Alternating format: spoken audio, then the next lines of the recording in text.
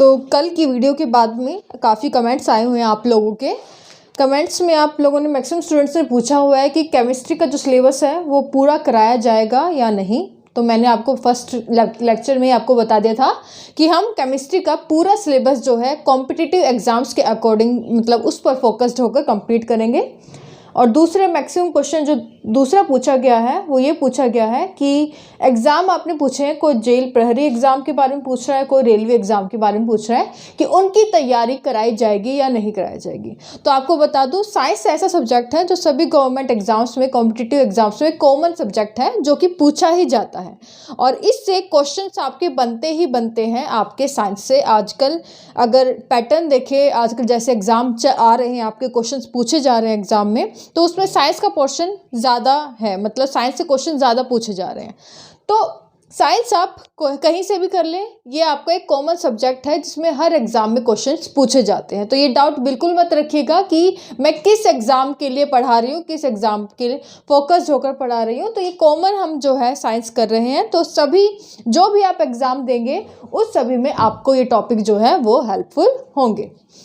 तो शुरू करते हैं। आज की जो हमारी क्लास है वो कौन सी है? आज की हमारी जो थर्ड क्लास है, और थर्ड क्लास है जिसमें हमने टॉपिक शुरू किया हुआ था एसिड, बेसिस एंड सॉल्ट। तो एसिड, बेसिस एंड सॉल्ट शुरू किया था, जिससे हमने लास्ट क्लास में देखा कि एसिड और बेसिस में जो मेन डिफरेंस है वो क्या है, हम उन्हें कैसे आइडेंटिफाई करते हैं। और आज हम देखेंगे कि जो आपके एसिड होते हैं, डिफरेंट एसिड्स होते हैं, उनमें कौन कौन सा उनके क्या यूजेस हैं, क्या इंपॉर्टेंस है, उनका जो दूसरा नेम अगर किसी हम नाम से जानते हैं, उनका कॉमन नेम जो है वो क्या है। तो ये जो आज की क्लास है, यहाँ से क्वेश्चंस बहुत बनते हैं एसिड से।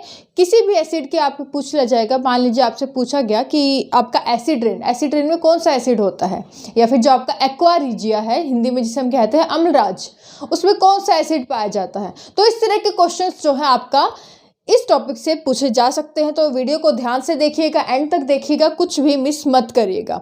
और वीडियो अगर अच्छी लगे तो प्लीज़ लाइक ज़रूर करें।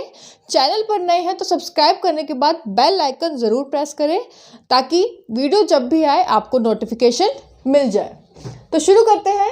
आज हम सभी जो भी हमारे लिए इम्पोर्टेंट एसिड हैं उनकी इम्पोर्टेंस के बारे में स्टडी करेंगे, जिसमें पहला है आपका HCl, हाइड्रोक्लोरिक एसिड। क्या नाम है इसका? हाइड्रोक्लोरिक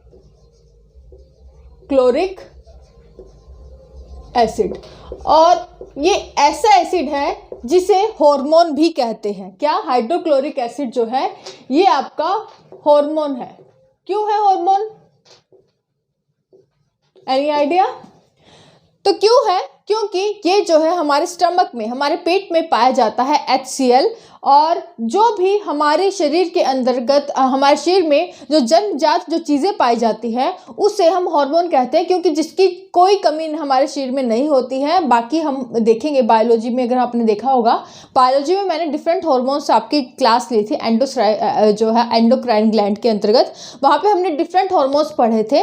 तो उन हार्मोन्स के बारे में भी हमने देखा था कि हार्मोन हमारे शरीर में पहले से ही जन्मजात हमारे शरीर में जो है प्रेजेंट होते हैं और उनकी हमारे शरीर में कभी कमी नहीं होती।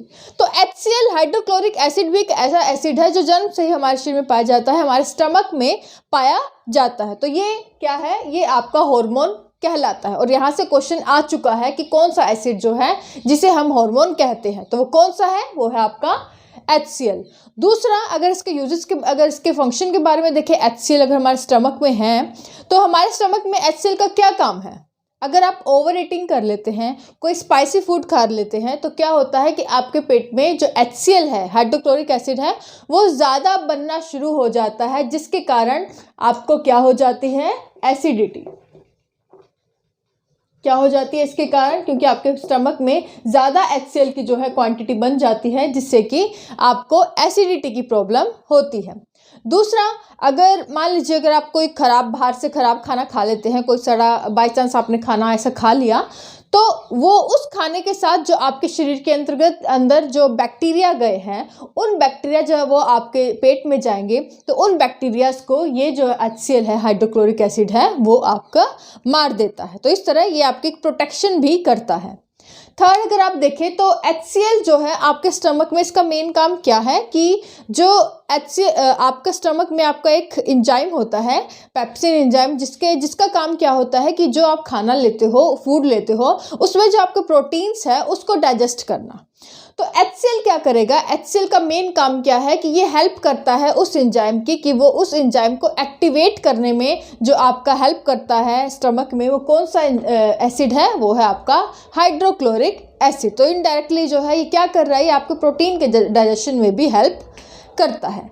तो ये थी मेन चीज़ें HCl के बारे में। और एक सबसे इम्पोर्टेंट चीज़ है जो आपको HCl के बारे में वो याद रखनी है, वो ये कि ये कहाँ पाया जाता है, ये आपके एक्वा रीजिया में भी पाया जाता है। कहाँ पाया जाता है, एक्वा रीजिया। एक्वा रीजिया क्या है, एक्वा रीजिया में आपकी दो चीज़ें पाई जाती हैं, कौन कौन सी, पहला है हाइड्रोक्लोरिक एसिड यानी कि HCl, और दूसरा है HNO3 यानी कि नाइट्रिक एसिड। और ये इनका जो रेशो है, एक्वा रीजिया जो सॉल्यूशन है, एक तरह का सॉल्यूशन होता है, इसमें इनका जो रेशो है वो कितना मिलता है, 3:1। और ये जो रेशो है कई बार पूछी जा चुकी है, तो याद रखिएगा। एक्वा रीजिया एक ऐसा सॉल्यूशन है जिसे कि आपके जो गोल्ड स्मिथ है, जो सुनार है, वो यूज़ करते हैं, आपके सोने चांदी का जो वॉश करते हैं उसमें इस सॉल्यूशन को, उनको साफ़ करने के लिए आपका सुनार के द्वारा इस सॉल्यूशन का यूज़ किया जाता है, जिसमें हाइड्रोक्लोरिक एसिड और नाइट्रिक एसिड का जो मेल है वो रेशो है, मिलता है। और रेशो कितना है, 3:1। तो ये आपको याद रखना है। और हिंदी में इसे हम क्या कहते हैं, अम्लराज। क्या कहते हैं, अम्लराज। अब जो हिंदी वाले स्टूडेंट्स हैं उनको यहाँ पर कंफ्यूजन हो सकती है, क्योंकि एग्जाम में क्वेश्चन कई बार पूछा जाता है अम्लों का राजा, और दूसरा क्वेश्चन है अम्लराज। तो ये दोनों ही नाम थोड़े बहुत मिलते जुलते हैं, लेकिन दोनों अलग अलग है। एक है अम्लों का राजा यानी कि किंग ऑफ एसिड्स, वो हम अलग है, उसका भी हम थोड़ी देर बाद देखेंगे। और ये है अम्लराज। अम्लराज की बात की जाए यानी कि किसकी बात कर रहे हैं हम, एक्वा रीजिया की। ठीक है, तो ये था आपका हाइड्रोक्लोरिक एसिड की क्या इसकी इंपॉर्टेंस है, कहाँ ये आपका यूज होता है, ये हमने देख लिया। तो क्वेश्चन आपके यहाँ से बन सकता है। सेकंड आते हैं हम, आपका एसिड वो है आपका सल्फ्यूरिक एसिड, H2SO4 नाम लिख ले, सल्फ्यूरिक एसिड। तो सल्फ्यूरिक एसिड को हम कहते हैं, इसको हम कहते हैं अम्लों का राजा यानी कि किंग ऑफ एसिड्स।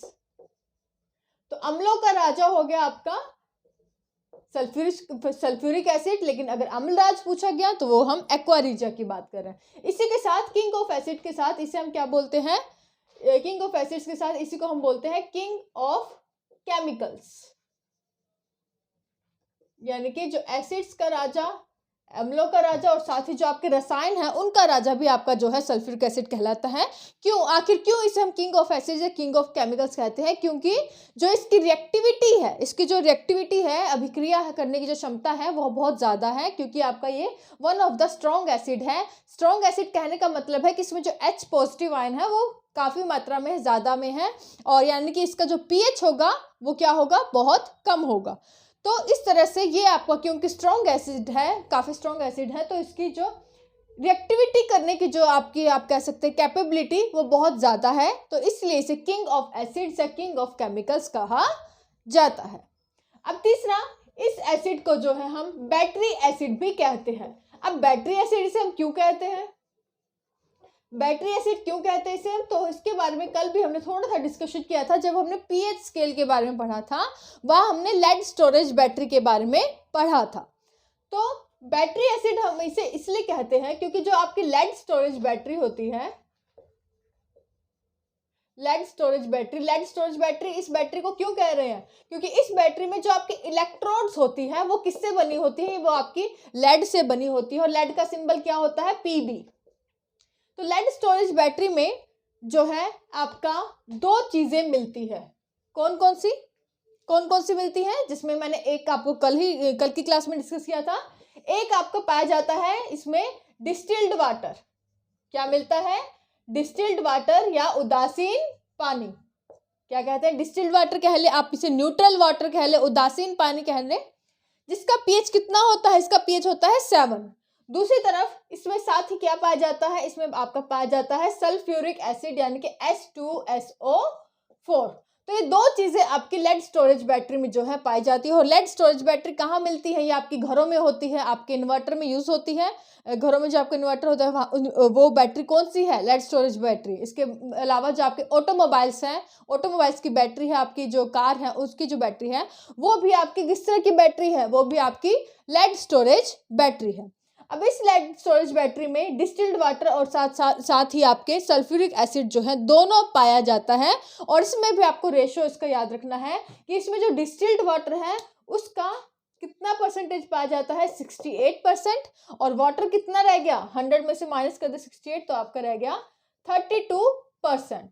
तो आपकी जो बैटरी एसिड इसे इसलिए कहा जाता है सल्फ्यूरिक एसिड को क्योंकि ये आपकी लेड स्टोरेज बैटरी में भी पाया जाता है। तो ये आपकी तीसरी एप्लीकेशन होगी, तीसरा यूज हो गया किंग ऑफ एसिड्स यानी कि सल्फ्यूरिक एसिड का।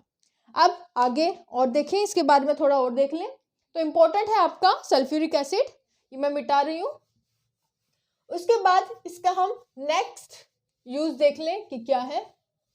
तो नेक्स्ट इसका यूज है, इसका यूज हम करते हैं फायर एक्सटिंग्विशर्स में, यानी कि जो आपके अग्निशामक यंत्र होते हैं उसमें भी ये आपका पाया जाता है। किसमें यूज होता है, फायर एक्सटिंग्विशर्स।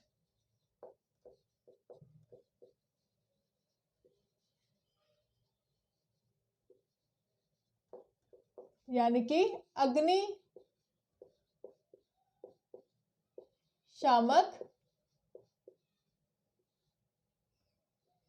यंत्र, तो उसमें भी जो है आपका सल्फ्यूरिक एसिड पाया जाता है। अब आप कहेंगे कैसे पाया जाता है, जो फायर एक्सटिंग्विशर्स है यानी कि जो आपके आग बुझाने का जिसे हम यंत्र कहते हैं, उसमें तो जो है आपको क्या मिलती है, उसमें कार्बन डाइऑक्साइड होती है। कार्बन डाइऑक्साइड क्या काम करती है, वो आग बुझाने का काम करती है। लेकिन जो पहले फायर एक्सटिंग्विशर्स हम यूज करते थे उसमें सल्फ्यूरिक एसिड जो है वो यूज होता था। कहाँ यूज होता था, कैसे यूज होता था, वो हम डिस्कस कर लेते हैं।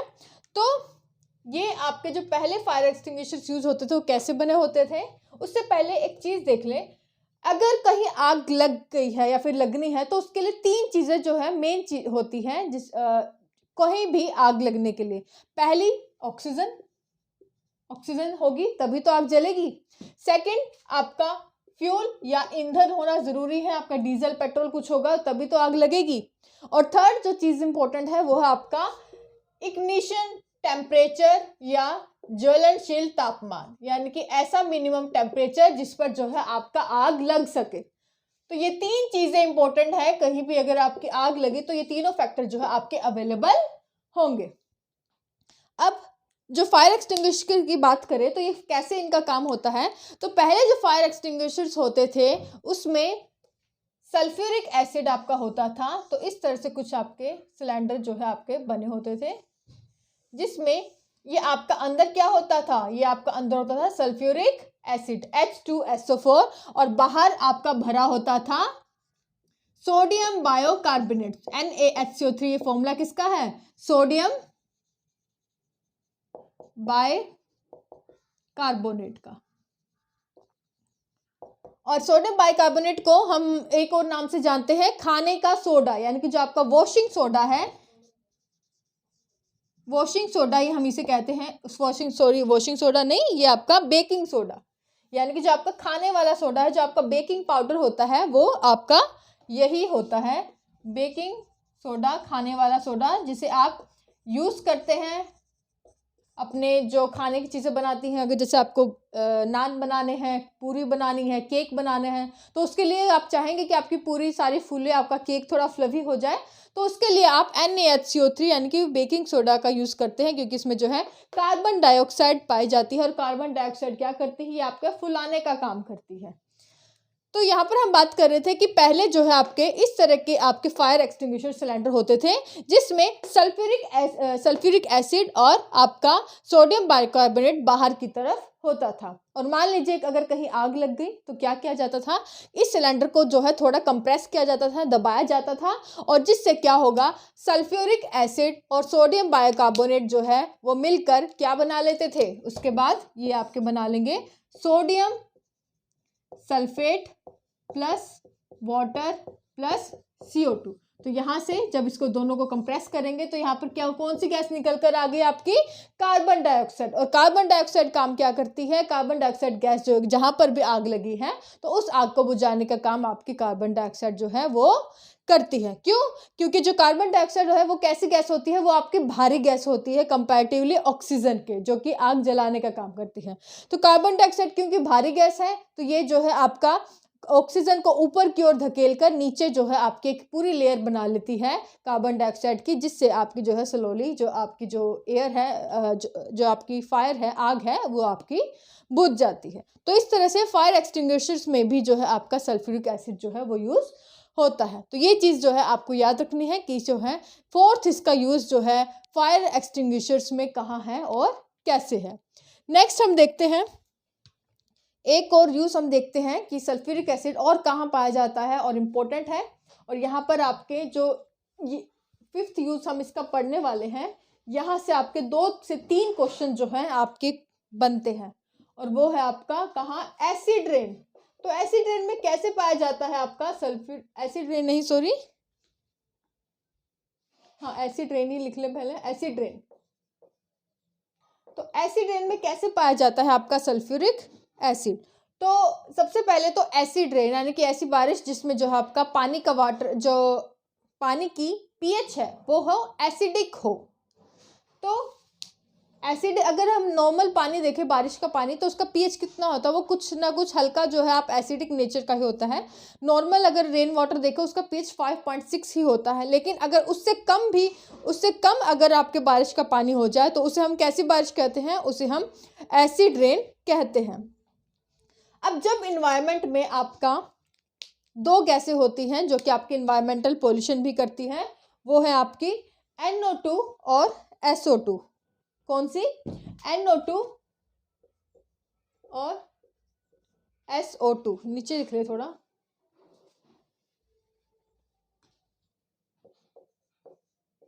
और इन दोनों गैसों के कंपैरेटिवली, इन दोनों गैसों में से ऐसी कौन सी गैस है जो ज़्यादा आपका एयर पोल्यूशन करने के लिए जो है रिस्पॉन्सिबल है। तो कौन सी गैस है, हमने लास्ट वीडियो में भी देखा था जब हमने लाइकेन के बारे में पढ़ा था कि लाइकेन जो है आपका एयर पोल्यूशन का इंडिकेटर है। क्यों, क्योंकि लाइकेन जहाँ भी होगी वहाँ पर SO2 गैस नहीं होती, यानी कि वहाँ पर आपका एयर क्लीन होती है। तो SO2 गैस जो है आपका मेनली रिस्पॉन्सिबल है आपका एयर पोल्यूशन के लिए। और ये इन्वायरमेंट में जब होती है और ये जब भी आपके इन्वायरमेंट से आपके ऊपर जाती है, आपके क्लाउड्स में जाती है ये गैस, तो आपके ऊपर क्या है, आपके क्लाउड्स में क्या है, आपकी जो अपर लेयर्स हैं एटमॉस्फेयर में, वहाँ पर आपके क्या है, वहाँ आपके हैं वाटर वेपर्स। क्या है, वाटर वेपर्स। और ये जब दोनों गैस ऊपर जाएंगी आपके वाटर वेपर्स के साथ रिएक्ट करेंगी तो वहाँ पर ये क्या बना लेंगी, ये आपका बना लेती है NO2 के साथ रिएक्ट करके ये आपका बन गया HNO3 यानी कि नाइट्रिक एसिड।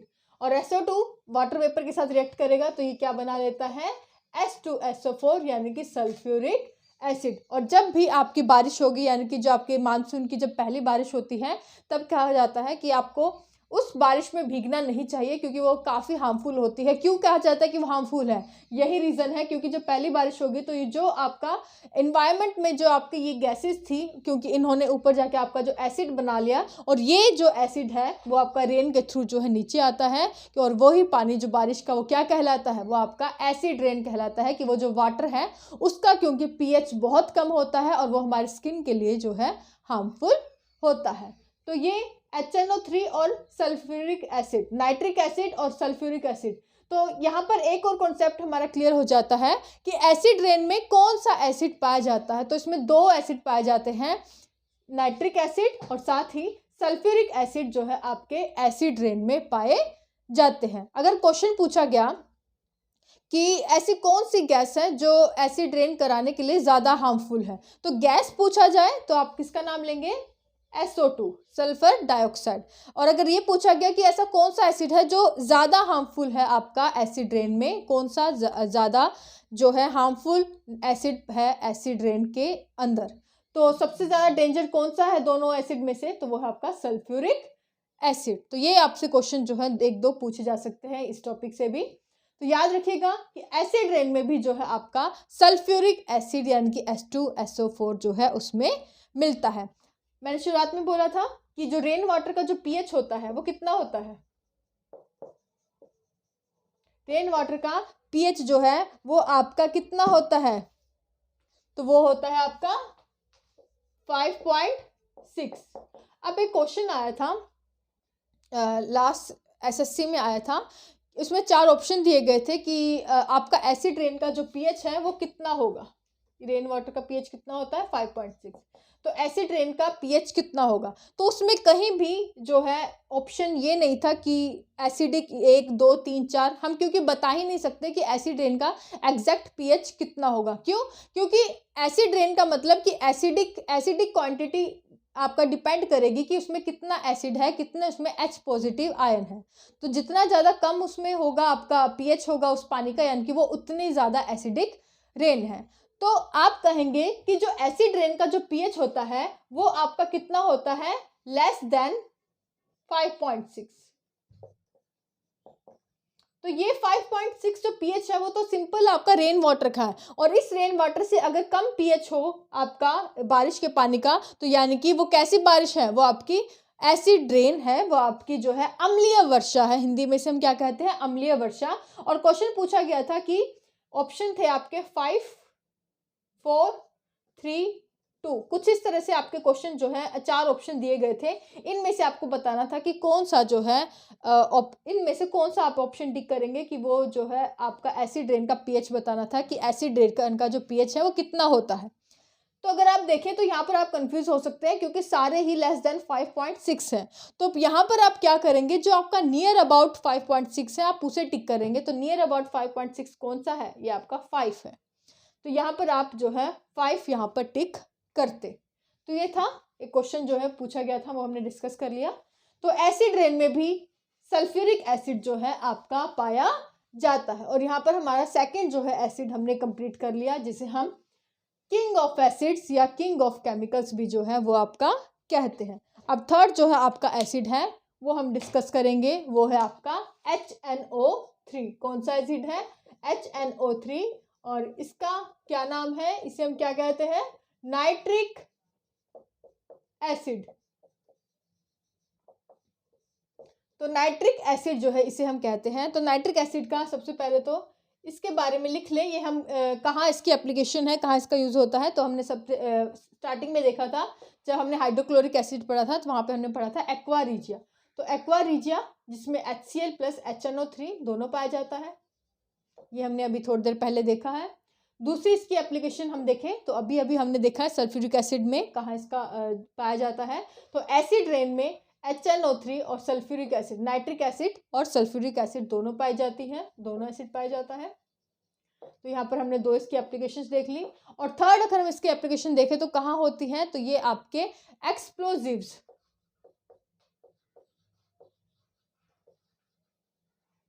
यानी कि जो विस्फोटक पदार्थ होते हैं उनमें नाइट्रिक एसिड जो है पाया जाता है। तो जब जो आपके विस्फोटक पदार्थ होते हैं, बम पटाखे होते हैं, उसमें भी आपका HNO3 पाया जाता है। फॉर एग्जाम्पल आप यहाँ पर लिख लें कुछ, जैसे कि TNT क्या है, ट्राई नाइट्रोटोलिन। तो ट्राई नाइट्रोटोलिन, तो ये जो है आपका TNT है, ये इसके बारे में पूछा जा चुका है एग्जाम में।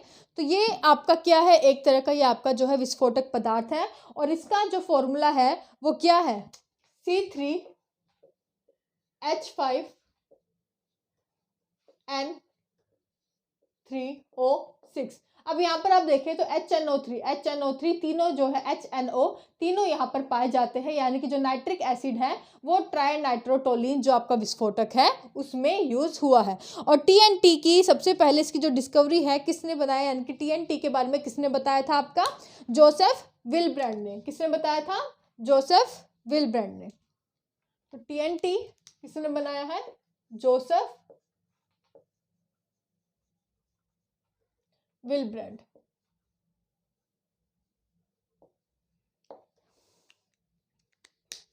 और एक है आपका ट्राई नाइट्रोफिनॉल, ये भी आपका क्या है, TNF। फिनॉल की स्पेलिंग वैसे तो क्या होती है, ट्राई नाइट्रोफिनॉल फिनोल, लेकिन ये हिंदी में फिनोल वहाँ से एफ लिया गया है। तो ट्राई नाइट्रोफिनोल भी आपका जो क्या है, ये एग्जांपल मैं इसलिए दे रही हूँ क्योंकि पूछा जा चुका है एग्जाम में कि ये क्या है आपका, तो ये क्या है, TNF क्या है, ये आपका एक एक्सटिंग्विशर्स है आपका, सॉरी एक्सटिंग्विशर नहीं, एक्सप्लोसिव है, विस्फोटक है। तो इसमें भी जो है आपका नाइट्रिक एसिड जो है पाया जाता है, जो कि एक्सप्लोजिव्स यानी कि विस्फोटक का काम करता है। और थर्ड आप बात करें तो वो है इंपॉर्टेंट है काफ़ी, RDX। तो RDX भी क्या है आपका, जो है एक तरह का जो है एक, दरअसल जो RDX है ये आपका एक्सप्लोजिव नहीं है, ये आपका विस्फोटक पदार्थ नहीं है। RDX दरअसल आपकी एक अथॉरिटी है जो कि एक विस्फोटक पदार्थ बनाती है, और इसकी फुल फॉर्म क्या है, रिसर्च एंड डेवलपमेंट एक्सप्लोजिव्स। तो ये एक अथॉरिटी है जो आपका जो है RDX जो एक अथॉरिटी है जो कि आपके क्या बनाते हैं, विस्फोटक पदार्थ बनाती है। और इस विस्फोटक पदार्थ के बारे में जिसे हम RDX जनरली बोल देते हैं, उसके बारे में किसने बताया था, सबसे पहले हैनिंग ने। और RDX बोलते हैं कि जो पुलवामा अटैक हुआ था उसमें भी जो विस्फोटक पदार्थ यूज़ किया गया था वो आपका क्या यूज़ किया गया था, RDX ही यूज़ जो है वो आपका किया गया था। इसमें एक चीज़ आप नोट कर ले कि जो आपका RDX है, ये तो हमने बात कर लिया कि ये दरअसल क्या है, अथॉरिटी है RDX, लेकिन जो आपका विस्फोटक पदार्थ है उसका जो केमिकल नेम है वो क्या है। तो उसका केमिकल नेम यहाँ पे लिख ले, पहले फॉर्मूला लिख ले, C6H6N6O6।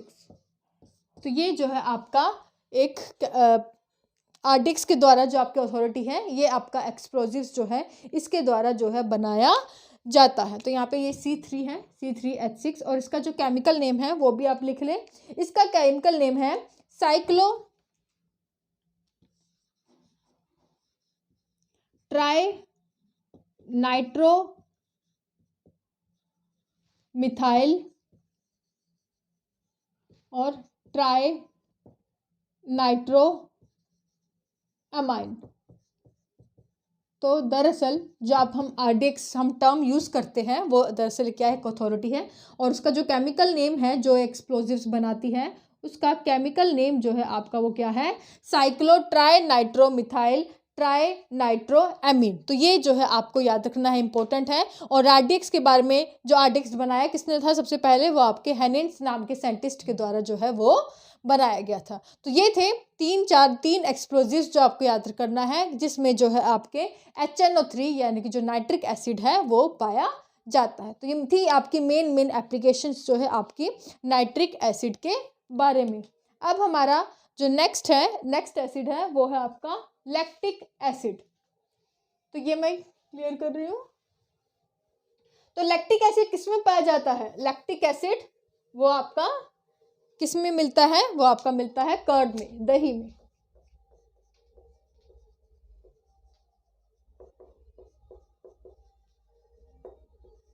तो लैक्टिक एसिड किस में आपका है, ये आपका कर्ड में पाया जाता है। ये आपके जो कॉस्मेटिक प्रोडक्ट्स है उसमें भी यूज़ होता है। जो आपके कॉस्मेटिक प्रोडक्ट्स हैं यानी कि जो आप क्रीम्स यूज़ करते हैं, लोशंस यूज़ करते हैं, तो उसमें भी आपका जो है लैक्टिक एसिड यूज़ होता है। आपने देखा भी होगा कि जो आपकी ब्यूटी प्रोडक्ट्स है उसमें बताया जाता है कि जो फेस पर आप दही लगाएं, तो दही क्यों बोला जाता है, क्योंकि आपका एंटी एजिंग में जो है आपका हेल्प करता है। तो आपके कॉस्मेटिक प्रोडक्ट्स में भी जो आपका हेल्प करेगा। अब आप कहेंगे कि जो दही है वो लैक्टिक एसिड है, वो आपका किससे बनता है, हम दही कैसे जमाते हैं, हम दूध से ही तो दही बना लेते हैं, लेकिन दूध जो है वो क्या है, वो मीठा है। तो उसमें क्योंकि एसिड नहीं पाया जाता है, तो आपको बताना होगा कि दूध में जो है वो कौन सी शुगर पाई जाती है। तो ये क्वेश्चन आ चुका है, तो यहीं पे हम इसे सॉल्व आउट करेंगे। तो मिल्क शुगर क्या है, मिल्क शुगर का नाम बताएं, या फिर जो मिल्क में जो आपका कार्बोहाइड्रेट पाया जाता है उसके बारे में भी आपसे पूछा जा सकता है। तो मिल्क शुगर का नाम है आपका लैक्टोज। तो मिल्क में जो शुगर पाई जाती है जिसके कारण आपको मीठा लगता है, तो वो किसके कारण लगता है, लैक्टोज के कारण। और लैक्टोज में जब लैक्टोबैसिलस बैक्टीरिया ग्रो कर जाते हैं, तो हम दही जमाने के लिए क्या करते हैं कि दूध में थोड़ा सा जो है हम दही जमा देते, दही डाल देते हैं, क्योंकि उस दही में बैक्टीरिया होते हैं, लैक्टोएसिडसिलस बैक्टीरिया, जो कि जो लैक्टोज है आपका, जो मिल्क शुगर है लैक्टोज, उसको कन्वर्ट कर देता है किसमें, लैक्टिक एसिड में, और जिससे कि आपका दही जो है आपका बन जाता है। तो याद रखिए मिल्क में कौन सा शुगर है, वो आपका लैक्टोज शुगर पाया जाता है। इसी तरह एक और चीज आपको यहाँ पर याद रखनी है कि जो आपका मिल्क है, मिल्क में कौन सा प्रोटीन जो है पाया जाता है। तो मिल्क अगर जब आप पीते हैं तो उसको डाइजेस्ट करने के लिए यहाँ पर आपका एक एंजाइम होता है, कौन सा, रेनिन। तो रेनिन क्या करता है, मिल्क को कन्वर्ट करता है कौन से प्रोटीन में, कैसीन प्रोटीन। कौन से प्रोटीन में, कैसीन प्रोटीन। तो ये भी आपको याद जो है रखना है। तो यहाँ पे 2-3 क्वेश्चन बनते हैं इस टॉपिक से, 2-3। तो ये सब चीज़ें आपको याद रखनी है कि मिल्क से आप मिल्क में आपका कौन सा प्रोटीन होता है, कैसीन प्रोटीन। ये आपसे क्वेश्चन पूछा जा सकता है, तो ये चीज़ आप याद रखें, लैक्टिक एसिड। उसके बाद नेक्स्ट है, कौन सा एसिड है आपका नेक्स्ट, ऑक्सैलिक एसिड। तो ऑक्सैलिक एसिड किसमें पाया जाता है,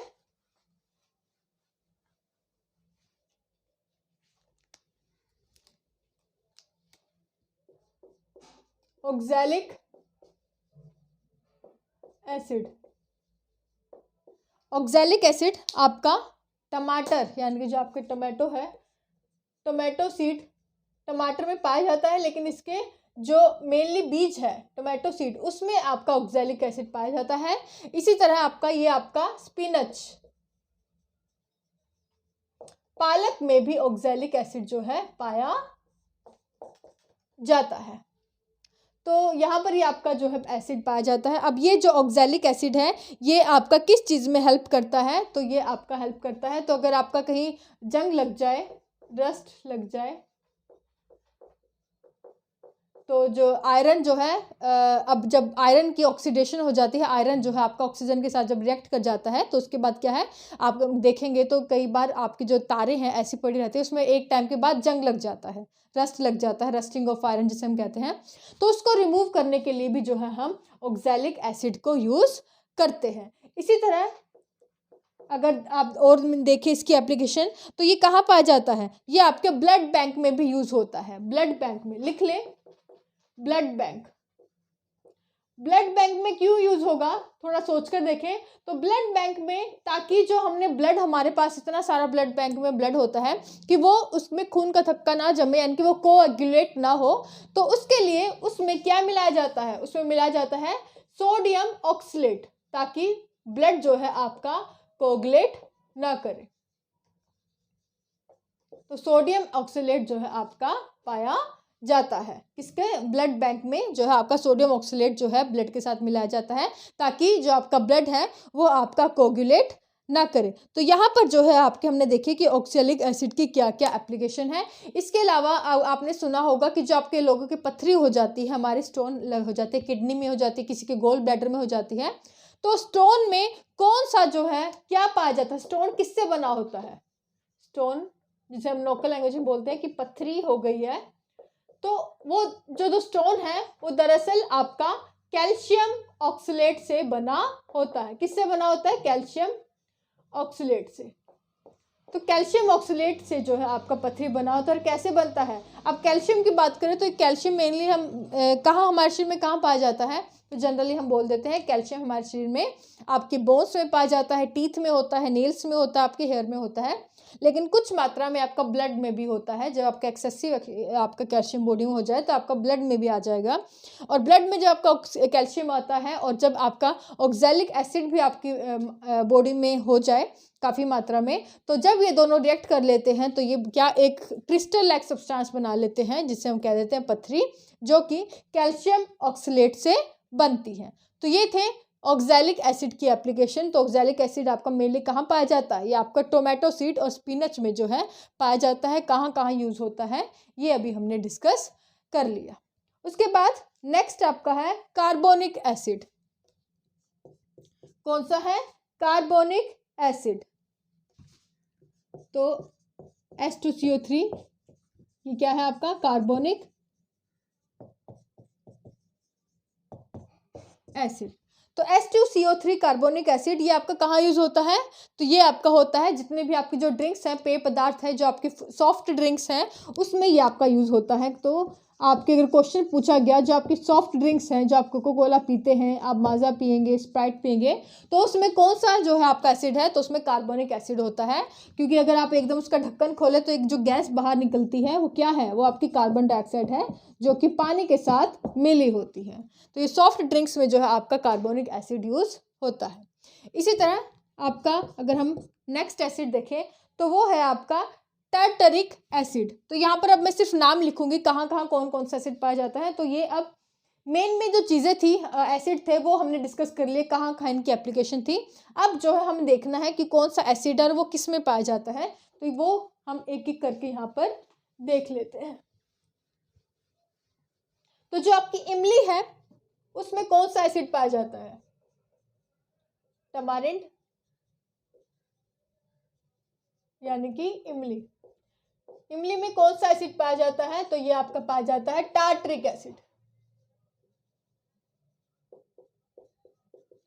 जब हम केक बनाते हैं तो केक में आपका जो हम उसे फ्लफी बनाने के लिए क्या यूज़ करते हैं? बेकिंग सोडा यूज़ करते हैं। आपका जिसका फॉर्मूला हमने देखा था NaHCO3, आपका बेकिंग सोडा जो है हम यूज़ करते हैं। और वो जो सोडा होता है वो आपका कड़वा होता है। अगर हम वो से मिलाएंगे केक में तो आपका जो केक है कड़वा भी हो सकता है। तो उस कड़वेपन को कम करने के लिए क्या करते हैं? केक में इमली भी मिलाई जाती है जो कि आपकी खट्टी होती है। तो इमली में, टमारिन में एसिड होता है टार्टरिक एसिड। उसके बाद आपका जो नींबू है, लेमन है, ऑरेंज है, तो इनमें भी आपका कौन सा एसिड होता है? इसमें आपका होता है सिट्रिक एसिड। कौन सा एसिड होता है? Citric acid. उसके बाद जो आपका आंवला है, जो आपका विटामिन सी का रिचेस्ट सोर्स है, तो आंवला में कौन सा एसिड होता है? तो इसमें सिट्रिक एसिड प्लस साथ ही इसमें एस्कॉर्बिक एसिड भी होता है। एस्कॉर्बिक एसिड जो कि विटामिन सी का केमिकल नेम भी आप कहते हैं। तो दोनों ही आंवला में पाए जाते हैं, citric acid plus ascorbic acid जो है इसमें मिलता है। उसके बाद जो आपका रेड एंट है, जो आपकी लाल रंग की जो चींटी होती है, उसके स्टिंग में कौन सा जो है आपका एसिड पाया जाता है? तो उसमें पाया जाता है फॉर्मिक एसिड, या इसे हम मिथेनोइक एसिड भी बोलते हैं। इसके अलावा एप्पल में कौन सा एसिड पाया जाता है? तो एप्पल में है आपका मैलिक एसिड। कौन सा एसिड है? Malic acid. बटर में कौन सा एसिड है? बटर में वो है आपका ब्यूटारिक एसिड। कौन सा है? Butyric acid. और कौन सा एसिड रह गया उसके बाद? Pain killers. पेन किलर्स जैसे कि आपकी जो दवाई है डिस्पिरिन, तो इसमें कौन सा एसिड पाया जाता है?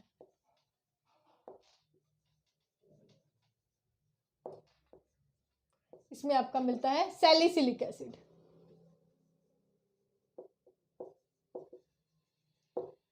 Salicylic acid.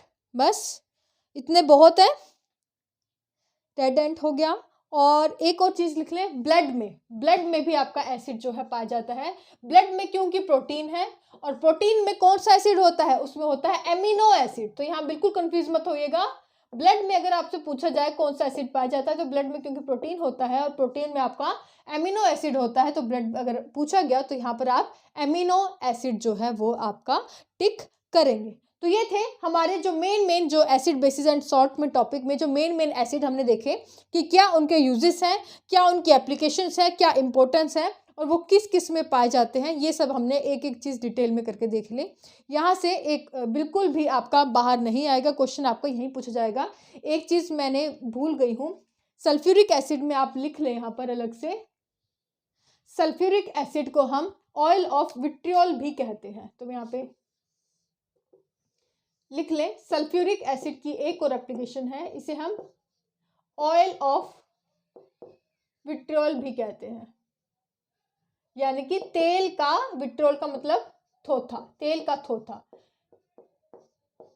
तेल का थोथा जो कि 3 रंग का होता है, मेनली जो थोथा होता है वो आपका होता है हरे रंग का, नीले रंग का और ये आपका वाइट कलर का। तो ये इसे सल्फ्यूरिक एसिड को हम ऑयल ऑफ विट्रोल भी कहते हैं। ये हम कभी आगे इसकी एप्लीकेशन देखेंगे क्योंकि काफ़ी डिटेल में जाना पड़ेगा ये समझाने के लिए। अभी के लिए आप इतना याद रखें कि सल्फ्यूरिक एसिड को हम ऑयल ऑफ विट्रोल भी कहते हैं, तेल का थोथा भी जो है हम वो कहते हैं। तो ये चीज़ जो है आपको याद रखनी है। तो आज की वीडियो में हमने देखे कि जो इंपॉर्टेंट एसिड्स हैं क्या उनकी एप्लीकेशंस हैं, क्या यूजेस है, ये सब हमने आज की वीडियो में एक एक चीज़ जो है कवर कर ली। क्वेश्चन आपका एसिड में से अगर आया तो सिर्फ आपका यहीं से इस टॉपिक से ही क्वेश्चन जो है आ जाएगा। अगर क्वेश्चन एसिड से पूछा गया, एक भी चीज़ मैंने पूरी कोशिश की है यहाँ पर आपकी एक भी चीज़ जो है एसिड के बारे में ना छूटे। फिर भी अगर आपको कोई डाउट लगता है तो आप मुझे वीडियो के बाद में नीचे कमेंट सेक्शन में पूछ सकते हैं। डिस्क्रिप्शन में लिंक भी दे दूंगी, टेलीग्राम का भी, इंस्टाग्राम का भी। वहाँ पर जाकर आप इंस्टाग्राम पर डायरेक्ट मैसेज कर सकते हैं, टेलीग्राम पर भी आप मुझे नीचे कमेंट कर सकते हैं, वीडियो के नीचे कमेंट कर सकते हैं। मैं आपका क्लियर यानी कि जो भी आपका डाउट होगा उसे क्लियर करने की पूरी कोशिश करूंगी। और वीडियो अगर अच्छी लगे, आपको लगे कि आपके लिए एफर्ट्स की जाती हैं, तो प्लीज़ वीडियो को लाइक ज़रूर करें, अपने फ्रेंड्स के साथ ज़्यादा से ज़्यादा शेयर कर दें। आज के लिए बस इतना ही। Thank you so much.